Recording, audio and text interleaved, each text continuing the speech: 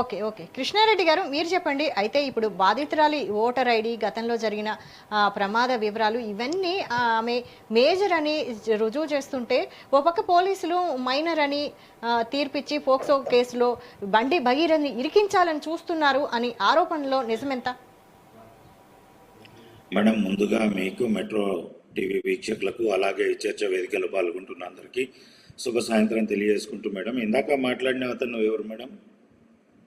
ఇందాక మాట్లాడారు కదా. హలో, మస్తాన్ రావు గారండి. మస్తాన్ రావు పార్టీయా లేదంటే తను ఏదన్నా అనలిస్ట్? నేను జర్నలిస్ట్ సార్, జర్నలిస్ట్. సారీ అదే మనం ఫస్ట్ టైం కలిసాం కాబట్టి ఇక్కడ ఏంటంటే సార్, మీరు ఒక కోణం నుంచి చూస్తున్నారు, రెండో కోణం నుంచి కూడా ఒకసారి అనాలిసిస్ చేయాలనేది నా యొక్క విజ్ఞప్తి సార్. ఎందుకంటే బాధ్యతలు అనేది ఇద్దరు, అవునా కదా? ఒకరు ఆరోపణలు ఎదుర్కొంటున్న వారు, ఒకరికి అన్యాయం జరిగినది. ఇక్కడ నిజ నిర్ధారణను ఎక్కడ తేల్చాలనేది ఒకటి చర్చ జరగాలి. మనం కానీ ఒకటే సైడ్ బండి సంజయ్ గారి కొడుకును లేదంటే సాయి భగీరథ్ గారిని అరెస్టు చేయాలి, ఆయన గురించే మనం డిబేట్ చేస్తే కనుక కొంత ఇబ్బందికరమైన. సార్ ఒక్క నిమిషం అండి. నేను ఎక్కడ ఆయన్ని నేను నిర్ధారించలేదు సార్. నేరం ఆపాదించబడిందనే మాట్లాడాను. మొత్తం మీరు గమనిస్తే ఆయన మీద నేరారోపణలు వచ్చాయని అన్నాను తప్పితే నేరం నేను అరెస్ట్కి డిమాండ్ చేయలేదు. మస్తాన్ గారు, మీరు అన్నది కరెక్టే, నేను అన్నది కూడా అదే. మీరు ఎందుకంటే రెండో కోణం నుంచి తీసుకోలేరు. ఎంతసేపు ఆయనను తీసుకెళ్లి హోంమంత్రి గారిని తీసుకుపోయి, అంటే సంజయ్ గారు తీసుకుపోయి ఆయన ముందు అరెస్ట్ చేయించేసి అంటే పోలీసులకు అప్పు చెప్పాలి. అరెస్ట్ కాదండి, అటెండ్ చేయించడం వేరు, అరెస్ట్ వేరండి. అటెండ్ చేయించడం వేరు, అరెస్ట్ వేరు. ఒకటి సార్, ఇందులో ఏవి చెప్పినా తిట్టపుర అంటే మనం ఒకటి శాస్త్రం ఉంటుంది, తిట్టపురం ఉండకూడదు కానీ తిట్ట అన్నట్టే మళ్ళీ ఉండకూడదు అన్నట్టే కొన్ని వ్యవహారాలు ఉంటాయి.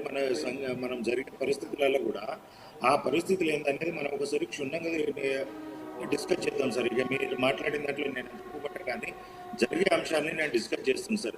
ఇక్కడ యాక్చువల్గా చట్టం సగం తెలిసి సగం తెలియకుండా చాలామంది డిబేట్లో పాల్గొనడము, చర్చించడం జరుగుతుంది. యాక్చువల్గా ఏజ్ నిర్ధారణ అనేది ఏ సర్టిఫికేట్ మీద కూడా ఆధారంగా సార్, పోక్సో కేసులో కానీ పోక్సో చట్టంలో ఒక క్లాస్ ఉంది, అది కనుక చదివితే కనుక అందరికీ అర్థమవుతుంది సార్. ఎప్పుడైనా పోక్సో కేసు నేను మైనర్ను అని కానీ మేజర్ అని కానీ ఏదన్నా అంటే మైనర్ అని కేసు పెట్టినప్పుడు ఏజ్ నిర్ధారణ చేయాల్సింది ఫోరెన్సిక్ డిపార్ట్మెంట్ చేస్తుంది. ఫస్ట్ పోలీసులు చేయాల్సింది ఏంటంటే ఆ అమ్మాయిని మేజరా మైనరా అని చెప్పేసి నిర్ధారించడానికి ఈ సర్టిఫికేట్ గారు నువ్వు ఒకటి చెప్తావు, నేను ఒకటి చెప్తావు, ఒక్కొక్క దగ్గర రాసిన విధానంగా ఉండొచ్చు.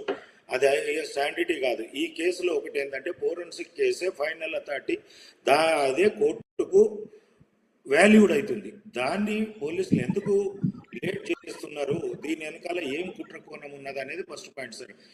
నేను ఫస్ట్ నుంచి కూడా దీని మీద మాట్లాడుతున్నది ఏంటంటే సార్, దీన్ని బండి సంజయ్ గారిని అధికార దుర్వినియోగం చేస్తున్నాడని చెప్పేసి బదనాం చేయడానికి కాంగ్రెస్ ఫస్ట్ నుంచి కూడా ఒక్క మాట మాట్లాడకుండా బండి సంజయ్ గారి వ్యక్తిగత ప్రతిష్టను, ఆయన యొక్క పదవిని దుర్వినియోగం చేస్తున్నాడు, పోలీసులను ఇన్ఫ్లుయెన్స్ చేస్తున్నాడు, ఇంకేదో ఇన్ఫ్లుయెన్స్ చేసి ఈ కేసును పక్కదారి పట్టిస్తున్నాడు అనేది ప్రజలలో అపోహ కలిగించే విధంగా కాంగ్రెస్ పార్టీ ఫస్ట్ నుంచి వ్యవహరిస్తుంది.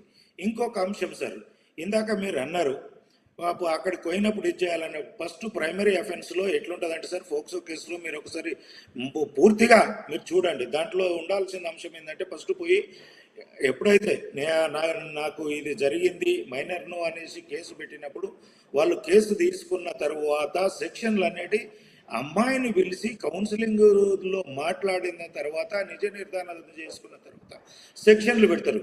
కానీ చాలామంది ఏం మాట్లాడుతున్నారు, ఫస్ట్ పోయి అప్లికేషన్ ఇవ్వగానే సెక్షన్లు ఎందుకు పెట్టలేరు, తర్వాత సెక్షన్లు ఎందుకు పెట్టారు, అసలు కేసు పూర్వాపరాలు ఎలా ఉండాలి, దాంట్లో ఉన్న సెక్షన్లు ఏందనేది తప్పించి రాజకీయ అవసరాలు, వ్యక్తిగత ప్రతిష్టను దెబ్బతీయడానికి, ఒక పార్టీ ప్రతిష్టను దెబ్బతీయడానికి చాలా మంది చాలా రకాలుగా మాట్లాడుతున్నారు. ఇది ఎంతవరకు సమంజసం నాకు అర్థం కావట్లేదు. ఎందుకంటే సగం నాలెడ్జ్తో మాట్లాడితే ఇక్కడ ఇద్దరి జీవితాలు నాశనం అయిపోతాయండి. ఒకటి అమ్మాయిది, ఒకటి అబ్బాయిది. ఆరోపణలు ఎదుర్కొన్న వ్యక్తి అమ్మాయిది. నేను ఎందుకంటున్నా అంటే అబ్బాయిది కూడా. అమ్మాయి ఇప్పుడు ఒకటండి, బండి సంజయ్ అంటే సాయి భగీరథ్ గారి కుటుంబానికి ఎంత బాధ్యత ఉంటుంది, బాధితురాలి అమ్మాయికి తల్లిదండ్రులకు కూడా అంతే బాధ్యత ఉంటుంది. ఒక అమ్మాయి రాత్రి 12-1 గంటల దాకా ఫామ్ హౌస్ల చుట్టూ తిరగాల్సిన అవసరం ఏముందంటే ఇవాళ రోజుల్లోనే మీరు కానీ మనం కానీ అందరికీ పిల్లలు ఉన్నారు, అందరం చూస్తున్నాము. ఇంతగా పోతున్నప్పుడు చూసుకోవాల్సిన బాధ్యత ఆ తల్లిదండ్రులకు లేదా? రెండో అంశము, ఆ అబ్బాయి ఇంటి దగ్గరకు వచ్చాడు, ఇంటికి వచ్చినప్పుడు భోజనాలు పెట్టడము, వ్యక్తిగతంగా పేరు కూడా కాదు బగ్గి అని పిలవడము, ఇంత క్లోజ్గా ఉన్న వాళ్ళు ఇందులో ఉన్న కోణమేంది? అంత పిలిచారు, అంత ఇది వచ్చారు. ఇప్పుడు నీకు నాకు మిత్రత్వం ఉంటుందండి, నీకు నాకు క్లోజ్నెస్ ఉంటే ఎవరమైనా ఒక మనిషి ఇంటికి వస్తే ఎంతవరకు తీసుకొస్తాము? హాల్ వరకు తీసుకొస్తాము, లేదంటే డైనింగ్ టేబుల్ వరకు తీసుకొస్తాం. కానీ వాళ్ళు బెడ్రూమ్ దాకా పోతున్నారు అంటే ఆ తల్లిదండ్రులకు బాధ్యత లేదా అండి? ఎంతసేపు సాయి భగీరథను తప్పుపడుతున్న వ్యక్తులు అక్కడ జరుగుతున్న అంశాన్ని ఆ అమ్మాయికి ఏదో ఇదైపోయింది, ఆ అమ్మాయి తల్లి వచ్చేసి మమ్మల్ని చేస్తున్నారు అనేది అంతదాకా తెచ్చుకున్నది ఎవరు? మీ కుటుంబమే కదా.